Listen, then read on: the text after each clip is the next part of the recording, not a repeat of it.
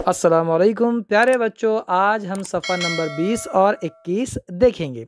चलिए देखते हैं सफ़ा नंबर 20 और 21 पर क्या दिया गया है। तस्वीर देखो, तस्वीर का नाम बताओ, तस्वीर के नाम की पहली आवाज़ बताओ। ये है जहाज़ और ये है जग। जहाज़, जग, इन दोनों की पहली आवाज़ है ज। इस आवाज़ को ज़ाहिर करने के लिए ये अलामत इस्तेमाल की जाती है, इसे कहते हैं जीम। ज से जग, ज से जहाज़। अब यहाँ पर देखिए, ये है चराग और ये है चरखा। चराग और चरखा, इन दोनों की पहली आवाज़ है च।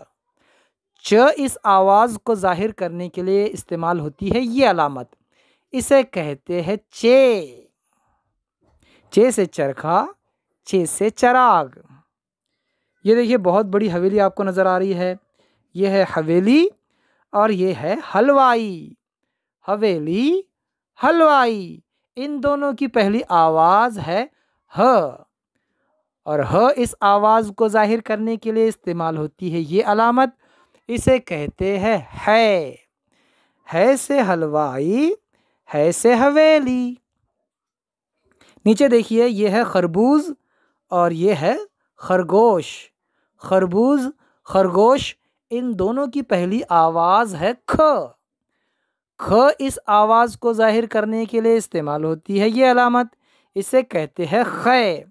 ख़ै से खरबूज, ख़ै से खरगोश। नीचे देखिए, नुक्ते लगाकर अलग अलग आवाज़ वाले हर्फ बनाओ। देखिए, यहाँ पर जो हर्फ दिए हुए हैं वो सब खाली है। आपको इसमें नुक्ता लगाना है और उसकी आवाज़ पहचाननी है। देखिए, मैं अगर इसमें एक नुक्ता लगा दूँ बीच में, तो ये क्या बनेगा? इसकी कौन सी आवाज़ होगी? हाँ, ज। इसकी आवाज़ होगी ज, बनेगा जीम। अगर मैं 3 नुक्ते इसके पेट में दे दूँ तो बन जाता है चे, इसकी आवाज़ होगी च। अगर मैं इसके सर पर एक नुक्ता दे दूँ तो ये बनेगा ख़ै, आवाज़ होगी ख। अगर नुक्ता ना दूँ, खाली रहने दूँ, तो क्या होता है? खाली वाला जो होता है वो होता है, जिसकी आवाज़ होती है ह। बाकी हरूफ में आपको नुक्ते लगाने हैं। देखिए, नुक्ते कैसे लगाने हैं? 3 लगाइए या 1 लगाइए ऊपर या फिर बीच में, ठीक है ना। नीचे देखिए, आओ अब इन्हें लिखे। देखिए, इन्हें किस तरह लिखा जाता है। देखिए, मैं किस तरह लिख रहा हूँ। आपको इस तरह पहले ऊपर का सर बनाना है, फिर उसकी गोलाई यानी उसका पेट बनाना है। इस तरह बनता है। अगर इसमें एक नुक्ता दे दो तो बनेगा जीम। अगर 3 नुक्ते दे दो तो बनता है चे। ऊपर एक नुक्ता दे दो तो बनता है ख़ै। और नुक्ता ना दे, खाली रखे तो होता है। सफ़ा नंबर 21 देखिए, दायरे के हरफों की आवाज़ से बनने वाले अल्फाज दोहराओ। देखिए, यहाँ पर दायरे में दिया गया है पहले जीम। जीम से बनने वाला जो लफ्ज़ है यहाँ पर दिया गया है, एक जज है, जलेबी है, जाम है और जाल। इन सब की पहली आवाज़ है ज, यानी ये बनते हैं जीम से। दूसरी देखिए, यहाँ पर है चे। तो चे से क्या कौन कौन से अल्फाज है? चांद है, चाची है, चक्री है और चपाती है। चांद, चाची, चक्री, चपाती, सब चे से। नीचे देखिए, यहाँ पर है की आवाज़ होती है ह। देखिए, पहला लफ्ज़ है उससे हौज़, हलक, हाजिर, हाजी।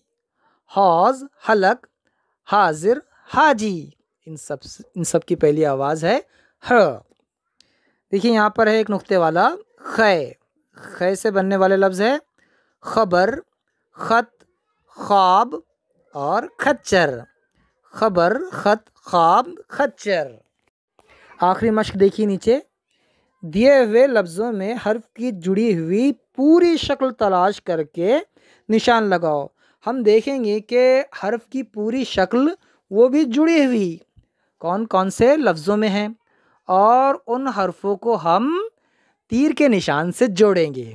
देखिए यहाँ पर जैसे बताया गया है, ख़ै को यहाँ पर यहाँ ख़ै से जोड़ा गया है। हम पहले देखते हैं जीम को जोड़ते हैं उसकी जुड़ी हुई शक्ल से।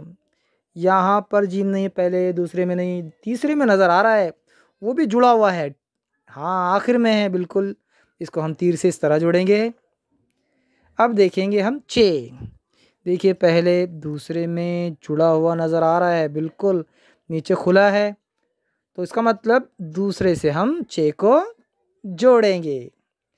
यहाँ पर है, देखिए है यहाँ पर, पहले तो खाली है, जुड़ा हुआ नहीं है, लेकिन यहाँ सुबह है आखिर में जुड़ा हुआ है। तीसरे नंबर पर इस है को हम जोड़ेंगे इस है से। तो यहाँ पर हमारी ये मशक ख़त्म होती है। उम्मीद है आपको वीडियो पसंद आया होगा। फिर मिलते हैं इंशाल्लाह अगली वीडियो के साथ। तब तक के लिए अल्लाह हाफ़िज़। अस्सलाम वालेकुम।